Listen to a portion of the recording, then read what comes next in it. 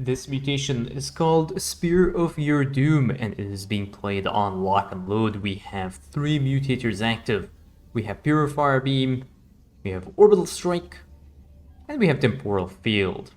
So let's have a look at the masteries while the players get set up. Artanis, level 304 commander, and he has picked the Shield Overcharge, Energy Regen Mastery, and the Spear of Doom Energy Mastery. We can see there are already a few Earthquakes over there. I think Karax is basically going full ham on the rocks right there, and using their Orbital Strikes to fast expand. And for Karax, he has gone for 30 points of the Unit Vitality Mastery, 5 points into the Repair Beam, and 25 points into the Chrono Wave Energy Regeneration Mastery, and 30 points into the Spear of Doom Mastery here. Now, let's also have a look at the prestiges they have selected. Artanis has gone for the Valorous Inspirator Prestige, and Karax has gone for the Templar Apparent. So that is P1, and that is P2. So let's talk a little bit about the mutators that are available on this mission. We have the Purifier Beam, and you can see the Purifier Beam is being marked over here. It's very similar to Karax's Purifier Beam, and pretty nasty unit, and it will try and chase your army units around the map as long as you are outside the safety zone. So this area is in the safety zone right now, so this Purifier Beam is just basically chilling over here. But as soon as these units move outside the safety zone, this Purifier Beam will start to move towards these units and try to aggro units over there. It does not need detection, it does not need vision. It will just start to aggro the units that you have around the map. We have Orbital Strike, so again, as you move outside the safety zones, the Orbital Strikes will try and target your units from Amon. And then we have the Temporal Fields, which cause you to go into stasis temporarily. And if you have a heroic unit, the heroic unit will be slowed when you are inside the Temporal Field. So not a really difficult set of mutators to deal with, and if you are trying to get your mutation win achievement, this is probably the mission you'll want to do it. This one is going to be one of the easiest weekly mutations that are available on the queue of weekly mutations that we have available. There are a few more that are upcoming, but this one is pretty much one of the easiest ones there. First attack with SR is spawn. And the other thing I want to mention is that this game is going to be a bit of a meme run. So these commanders are not going to be playing the most efficient gameplay that you are going to see. They're going to be having some fun. And the build here that's going to be happening is Artanis and Karax are going to be using only the Spear of Doom abilities that Amon is using, so only the Purifier Beam, only the Orbital Strike, and in addition to that, they're only going to be using Zealots to complete this mission. So obviously you probably do not want to be doing this if you're playing on the random queue, or if you want to, but as long as you have a general idea what's going on, then it should not be too bad. Get some more Orbital Strikes coming down as well for Artanis, and now the first lock is about to get captured. So these commanders will need to rush a little bit to try and make sure no bad things happen, and we'll see how they are going to deal with this. We have a couple of Zealots here for Artanis, and he's ready to go. Forces are under attack. One thing to also note is that Karax has actually put down the pylon for Artanis. So Karax's first pylon came down, and it was there to help Artanis. It's a small thing you can do when you are playing on the random queue. If you're playing with a partner who's Artanis and you are also a Protoss player that has access to such pylons there. Oh, we have the Solar Lances as well, so it's gonna be full Spear of Doom abilities, which is also kind of nice. And we'll wait for the last Solar Lance to come out, and make this thing disappear. Now, unfortunately, I don't think there is a way for me to make sure that this minimap does not disappear all the time, so that is somewhat unfortunate, but I'm gonna try my best to do that. Unfortunately, Artanis's cybernetics core here has been depowered, but remember he's using pure Zealots here, so it's not really too big of a deal for him. But you saw those Orbital Strikes being targeting down on these Zealots. Not a very difficult mutator set, but I think the approach that these guys are going to be going for is going to be a little bit more difficult. One random Zealot over here just trying to aggro here. And what do we have in the unit's own here? We have one Zealot and 2 Sentinels for Artanis and Karax. And production-wise, we have the Whirlwind ability coming out for commanders here, which is also going to be nice. And we have Reconstruction upgrade as well. This one Zealot, unfortunately, is going to end up dying to this Purifier Beam. And remember, this Purifier Beam will aggro any unit that can be aggroed. So notice how that Purifier Beam moved out of the way when that Zealot actually got the Guardian Shell. So because the Purifier Beam cannot target that Zealot, the Purifier Beam will go and look for some other target to aggro. And as soon as the Guardian Shell disappears, you can it'll start to re-aggro.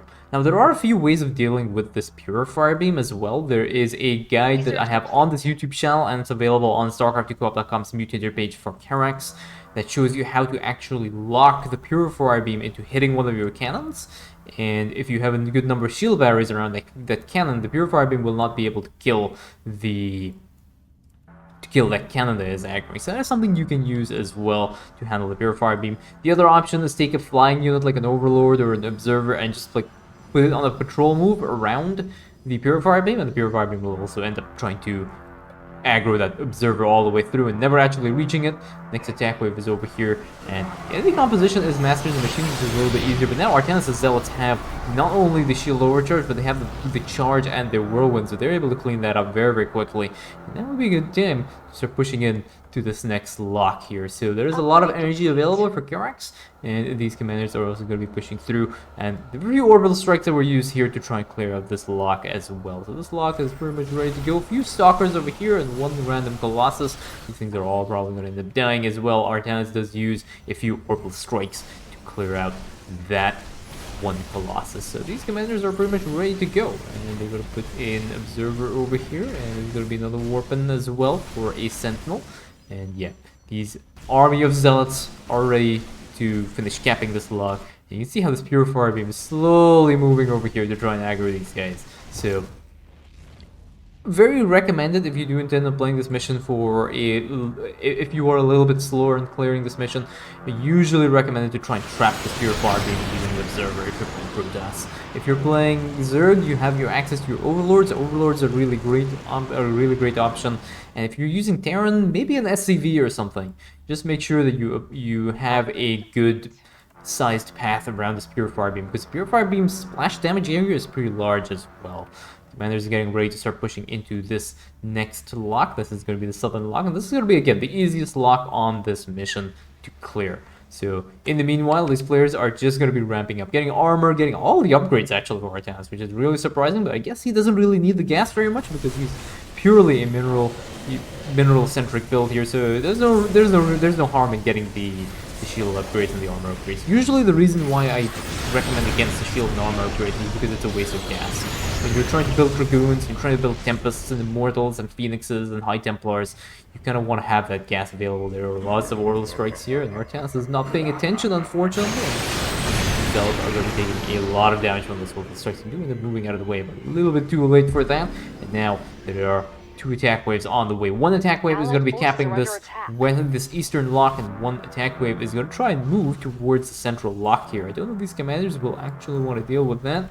We have Karax on the way. Artanis is going to be pushing it with his army of zealots right into this eastern lock. Drops a solar bombardment right down on this Hybrid Dominant. Hybrid Dominant will end up dying to that solar bombardment. And over here, Karax is trying to move out of the way of this Purifier beam and try and cap this lock. I don't know if he's going to be able to do that in time before the lock actually gets captured. Yeah, the lock has been captured by Amon, so these commanders will have to try and clear this out as well.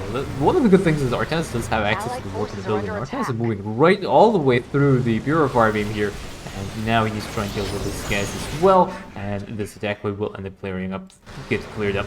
This attack wave was the one that actually capped this eastern lock here, so he's trying to get in there as well. And this is one of the difficult things when there's the Orbital Strike Mutator. It's very difficult to cap these locks and, go and do something else, because Amon will try and take out the units on these locks. So that's probably going to be the more difficult thing to deal with. Purifier beam you can always avoid because there's a big marker on the map, but unfortunately the orbital strikes do not appear on this mission, so it is going to be a little bit annoying to cap these locks. But the 3 locks have been captured. This 4th one as well is right on the way here. Temporal field dropped right on top of these zealots. By the way, the other thing to also note about the temporal field is it's really difficult to get caught in. When I was trying to do the mutator interactions on Starcraft.coop.com for Temporal Field, it was almost impossible to get my units trapped in them because they are really, really small, and they don't actually, they are few and far between, and they're actually really rare as well, so they have a really small footprint, so it is going to be a little bit difficult to get trapped in them, so you shouldn't really have to worry too much about it. Obviously, don't try and make an active effort to get trapped inside them, especially before you're trying to take in an attack wave, but because the attack waves can actually hit you. You are not in invulnerable stasis. You are just frozen. You're unable to move.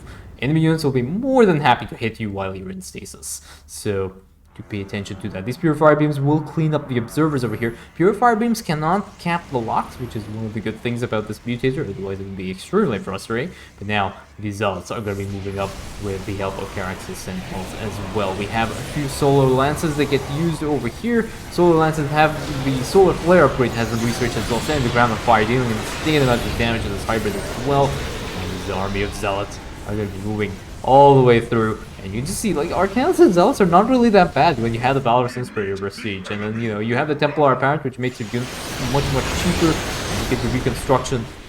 You can do games with these units now, and they're not there just to soak up damage. They are actually very actively involved in playing the game. But those are all the 5 locks done, and it turns out that Artanis and Karax have a better Spear of Adun than Amon, and that was GG.